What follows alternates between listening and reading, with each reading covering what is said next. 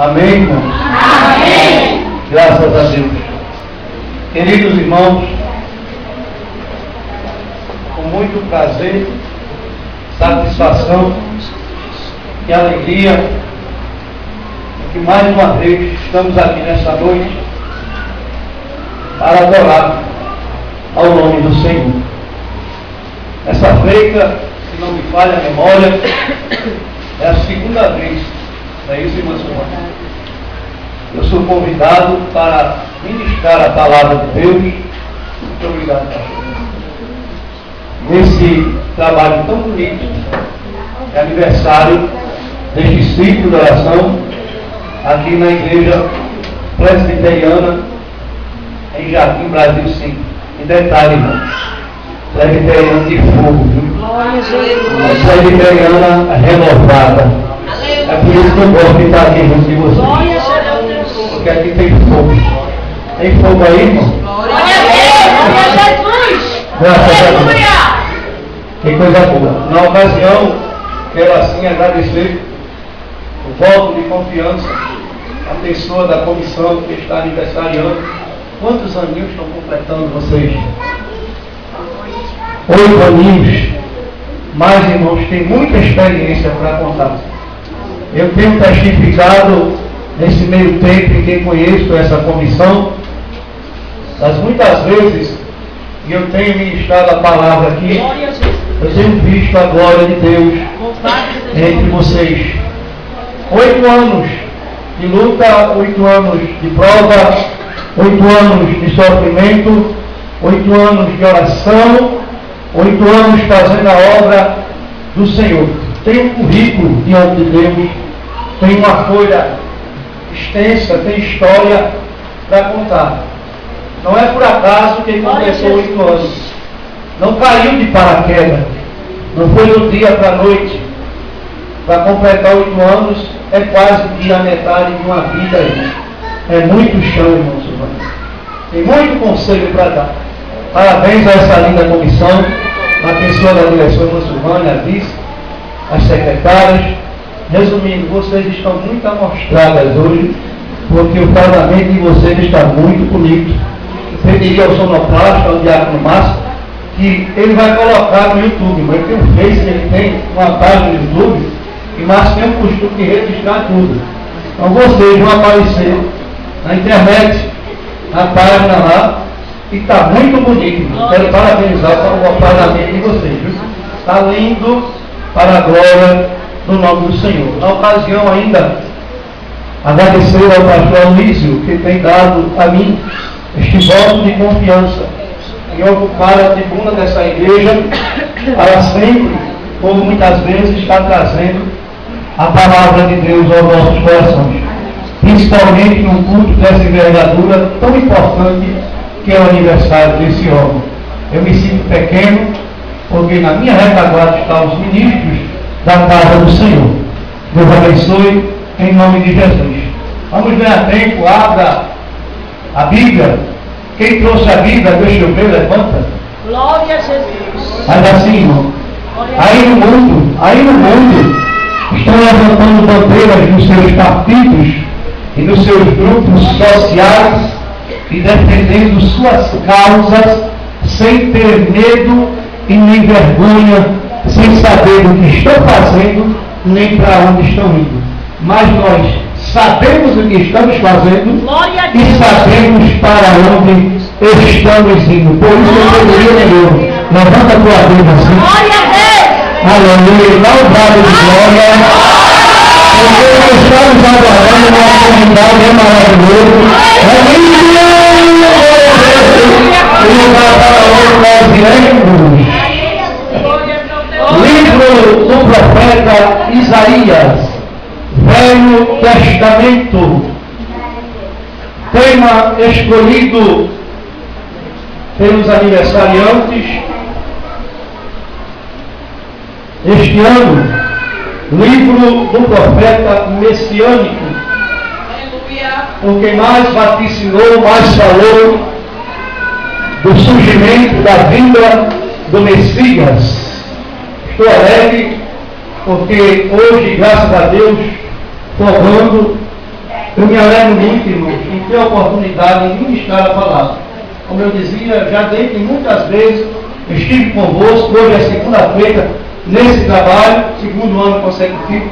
Amanhã, quem estará ministrando, quem é que estará ministrando? Eu não sei bem, parece que é a irmã Silvânia. Estará ministrando amanhã, não é isso? Estará ministrando amanhã. Eu penso que amanhã, irmão, a tampa da chaleira vai voar. Será melhor do que hoje, irmãos. E no final de tudo, meu irmão e amigo, presbítero Pedro Silva, da Assembleia de Deus da Madureira, ali em Casa Amarela, estará ministrando aqui no ciclo de oração, né? O final será bem melhor. Viu? Deus sempre guarda o melhor para o final, então não falta, viu? Tem hoje, tem amanhã e tem segunda-feira. O pastor disse aqui, nada mais 5, nada mais 10, o negócio vai ser tremendo, em nome de Jesus. Capítulo de número 14. Se você quiser ficar em pé, fique. Capítulo de número 14. Livro do profeta Isaías. Capítulo de número 14. Versículo de número 24. Todos acharam? Amém. Que coisa boa. Escute isso. O Senhor dos Exércitos jurou, dizendo: como pensei, assim sucederá. E como determinei, assim se efetuará. Coisa boa. Eu quero convidar você para comigo e implorar, repetir isto. O Senhor dos Exércitos jurou, dizendo: o Senhor dos Exércitos jurou, dizendo: como pensei, assim sucederá. como pensei, assim sucederá. Como determinei, assim se efetuará. Assim se efetuará. Nesse mesmo sentimento de adoração, porque eu já estou sentindo Deus presente neste lugar, e eu penso que Deus dispensará nessa noite aos nossos corações uma palavra edificante, graça, unção, renovo. Quem quiser receber de Deus, vai aqui um conselho: esqueça seu irmão de banco, tire a tampa do vaso, Aleluia. jogue fora. Vaso de crente não é para ter tampa. Olha, há muito tempo. Aleluia, para que Deus encha o teu coração. Abre o coração, abre a boca e escuta. Queridos, o versículo 24 do capítulo 14 de Isaías é bem claro e enfático quando Deus diz que irá cumprir a sua palavra. O que muitos não sabem, por não examinar a Escritura com cuidado, com afinco e como deve ser, é que esta passagem do verso 24 não é um versículo de prosperidade, não é um versículo de providência para crescimento espiritual, não é um versículo de exaltação, é única e exclusivamente um versículo que fala de juízo. Muita gente se atrapalha, permita-me, por não examinar a Escritura. Eu estou me lembrando quando eu já vi muitos abrirem em Atos dos Apóstolos e dizerem assim: é de repente, é de verdade, está escrito que é de repente, mas é de repente o quê? Eu tenho que explicar o quê, para quê, por quê, quando se dará e qual a condição. Eu não posso simplesmente abrir e falar de todo jeito. Eu estou me lembrando da crucificação de Cristo, retratada nos 3 evangelhos, quando Jesus, na cruz do Calvário, prestes à morte, ele vira para o ladrão que está à sua direita e diz: hoje estarás comigo no paraíso. Alguém, por não examinar a Escritura, diz que está escrito assim: ainda hoje estarás comigo. Não está escrito assim. Está escrito: hoje estarás comigo no paraíso. Olha, irmão, é tão lindo quando o Senhor diz: o Senhor dos Exércitos jurou, dizendo: como pensei, assim sucederá.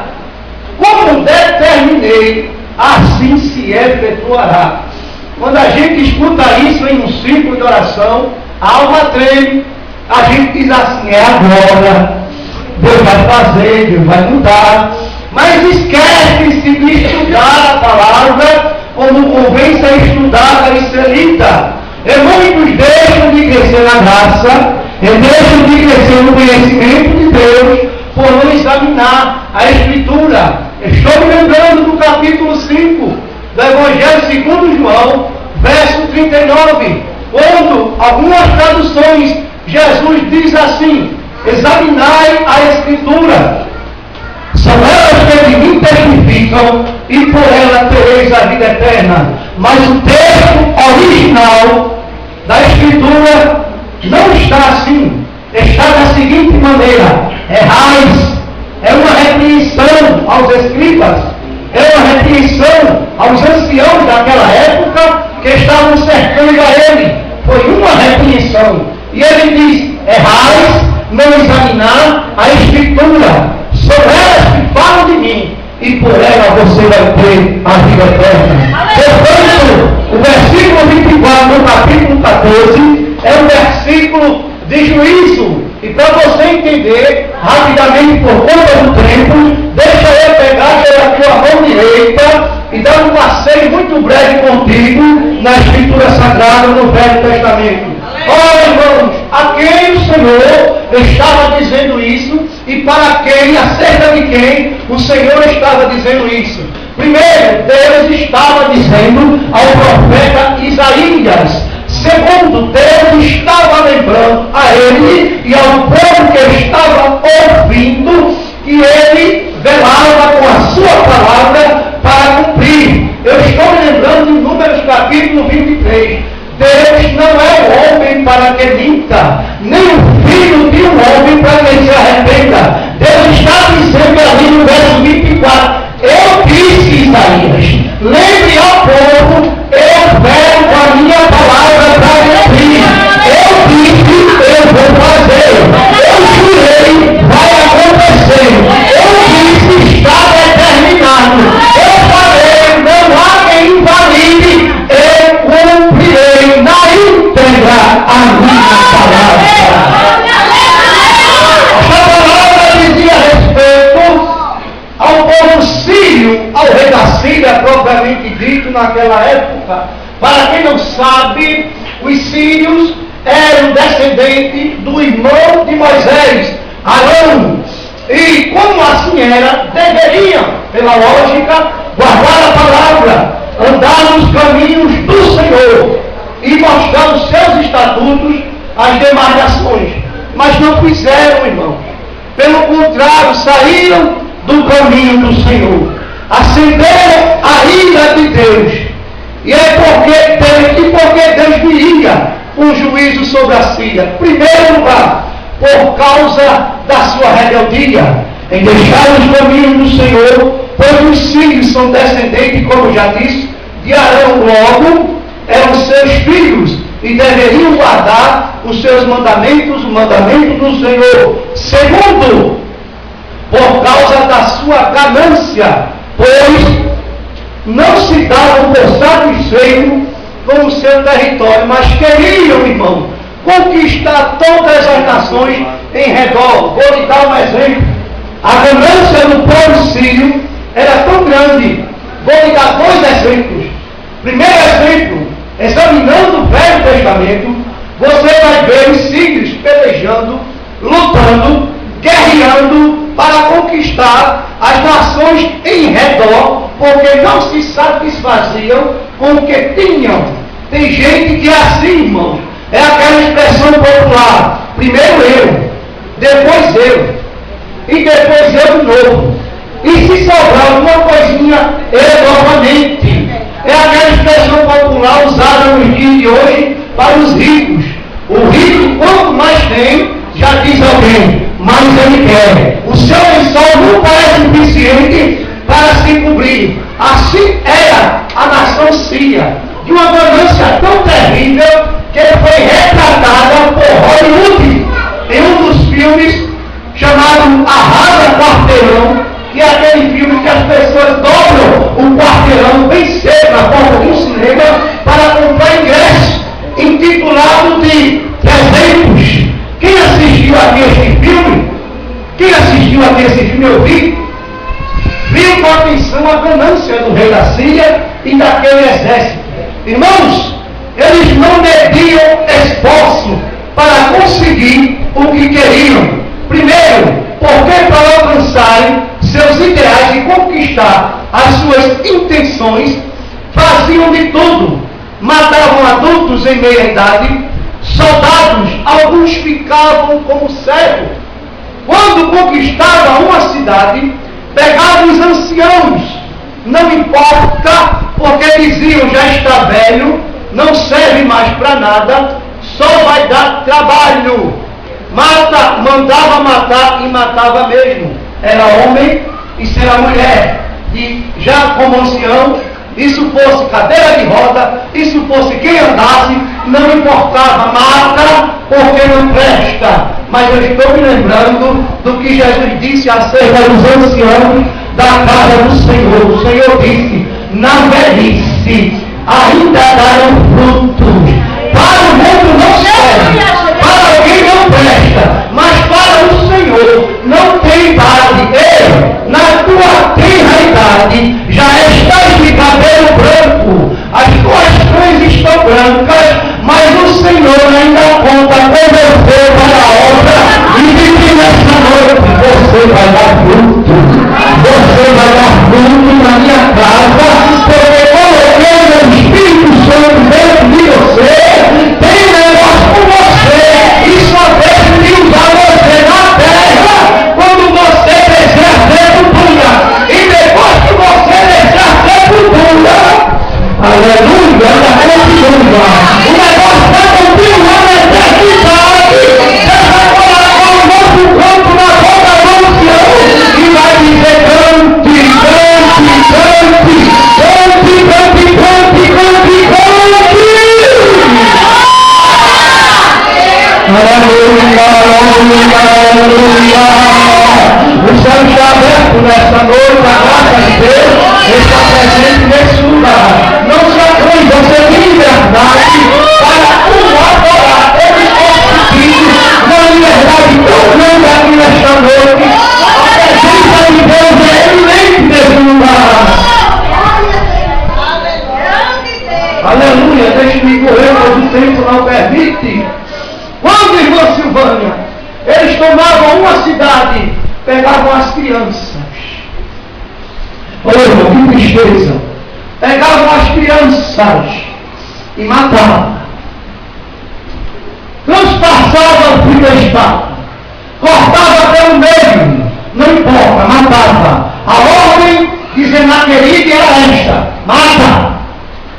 Algumas eram separadas do sexo masculino para serem criadas e instruídas para servirem como soldados, como guerreiros, e para amar a Síria se fazia uma lavagem cerebral, de maneira que quando a criança era um adolescente, estava disposta a puxar a espada e matar e morrer pela Síria, pela nação síria. Tal era a lavagem cerebral. Isto provocava e provocou a ira de Deus de uma maneira tão terrível que Deus tinha que vir com juízo. Quando eles dominavam uma cidade, dê graças a Deus que você não nasceu no passado e não